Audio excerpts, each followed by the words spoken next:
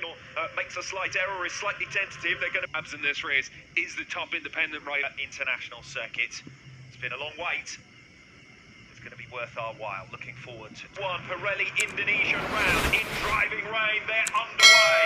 Good start from Andrea Locatelli. Good start as well from Garrett Gerloff. Progress from way back down the order. Ray recovering as they come in towards turn number one. Bassani and Tati Mercado with a great start. Mercado is up ahead of the BMW boys as Bassani comes firing through on Locatelli. Demonstrates what a struggle it's been so far for Garrett Gerloff. Scott Redding eyeing up a move here on top rack. Razgatlioglu. Bassani thinking about a move on the riders ahead of him. He's going as they come in towards turn 11. Razgatlioglu hanging on, but by the skin of his teeth. Yeah, the run down into 10-4. Feeling pretty confident out there, willing to get himself to the front of the field. Obviously, if you're at the front of the field, you don't have to deal with any of the top four from race one earlier on today are doing battle again at the head of the field in race two.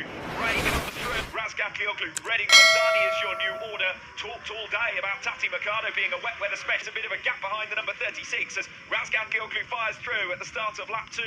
Ray will immediately... Well, coming from the back row of the grid into the top 10, and the Japanese rider, he goes well in wet conditions, which he has ever finished. Jonathan Ray out in front. Razgatlioglu second. There is Mercado. Leader Jonathan Ray. Razgatlioglu, Redding, Bassani and Van der Mark right with them. Yeah, for Van der Mark, always goes well in these conditions, considering wet weather had been one of the weaknesses for him, but he looks pretty strong at this stage, willing to make those moves. Obviously, John Ray, Redding, Razgatlioglu, Bassani and Van der Mark. Van der Mark now within striking BMW package underneath him. Redding also looking good at this stage. Got right onto the tail of Jonathan Ray. So slightly. So Van der Mark, he needs to make that move on Bassani quickly. Tati Mercado broadly going with the group at the second. The gap in front of him, though, 2.5 second tail. And any time someone runs slightly off the line or makes a slight error or is slightly tentative, they're going to be swallowed up by the back here. Scott. That having a little bit more size can really help Scott Redding, and certainly he's got that little bit more leverage of being one of the tallest riders on the grid. Still just outside of Scott Redding on the exit of turn 9, so Ray desperate to lead from the front. He will be the first to encounter our top world-class action. You're getting it right now. This is the first time they've ever been around this track in wet conditions, and now they're all really trying to figure it out on the fly. You can see Michael Van der Mark at the back. Was hoping to run the outside and give himself the inside for the next corner. It hasn't worked out for him. It's Bassani who's making progress. I think he may have been collected by Michael Van der Mark there after a bit of a moment coming off the top independent ranking. Unfortunately, his hopes of that end in the gravel track. Yep. And Axel, understandably, very frustrated with that. Well, Garrett Bassani was looking good. He gets moved out of the way by Razgatlioglu, and here's going to be the moment for him coming off the final turn.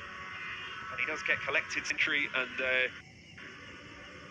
Van der Mark lifts into the path, perhaps of that one was less contentious. Axel Bassani's collision there with Michael Van der Mark after already being unsound, but Redding responding quite nicely. Meanwhile, Michael Van der Mark getting through on Razgatlioglu. That's for third. Former teammates Van der Mark and Toprak Razgatlioglu. You can see how much rain is coming down. You can see how much gravel was left out in the racetrack as well there. Got it done.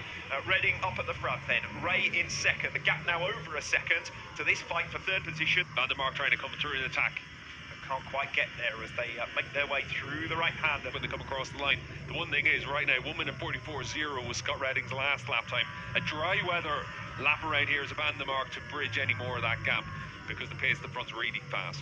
Fine performance, though, might never see the light of day. Scott Redding out the front of the field, 1 minute 43.648 in these conditions. That's astonishing.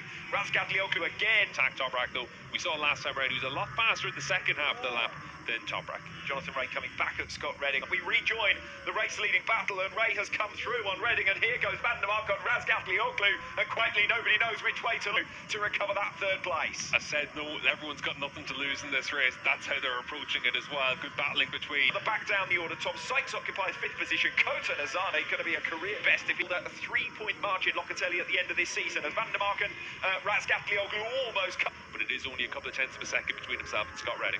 It's a new personal best from Razgatlioglu last time around, but still it looks like Van der Mark manages to get that corner hooked up really well, and obviously we've seen in the dry conditions how strong Toprak is on the brake. But falls Ray or Redding or both out in front, there's not going to be any change other than these two, whether they'll finish. Matched him to 100th of a second. Sticking right with him, less than 2 tenths as they come across the line to start lap number 9. So Van der Mark recovering that third place. Yeah, Nazane behind us has lost a lot of time last time around, got picked off by Gates. Still with big slide there for Toprak. He's using the curves in. Down the road here, he is on board the number 66. Garrett Gerloff will be the top independent rider, and Garrett Gerloff has recovered 6th place from Kota Nazane, who's consolidated 7th, but is now, as they are, that's Rinaldi gaining back the point that he trailed Andrea Locatelli by coming into this Group himself, get himself back into a position to be right on the tail of Jonathan Rabel. 0.3 of a second with a lap and a half lead. Other than that, it's going to be a move down the inside through this section of the track on the last lap. For the leaders, by and large, aside from that crash for Axel Bassani, as Michael Ruben Ronaldo, Jonathan Ray may have missed a gear shift there, because Redding came powering past in a way that we haven't seen Ducatis do since the beginning of 29. To try and attack him. There's clearly a lot of grip out there in the asphalt here, even in these wet conditions. Running towards turn 10, though only for the brave that Jonathan Ray might see as his best opportunity to get through on the turn. Redding tries to turn, Ray is already there, the pair touch, Ray then sweeps across the path of Scott Redding coming off turn 10 to recover the lead. Yeah, Jonathan Rabel's made move into 10. Scott, that chance, he's got good drive through there though to get right with Ray. Scott Redding did leave the door open. It was wide enough for Jonathan Ray. Seen any further information about that, but focus on the lead battle. Redding through on Ray. Has he overcooked it? Yes, he has. To Toprak Razgatlioglu at the end of a run of 6 consecutive seasons, but he is demonstrating just 7 seconds back. Toprak Razgatlioglu over the line for 4th position.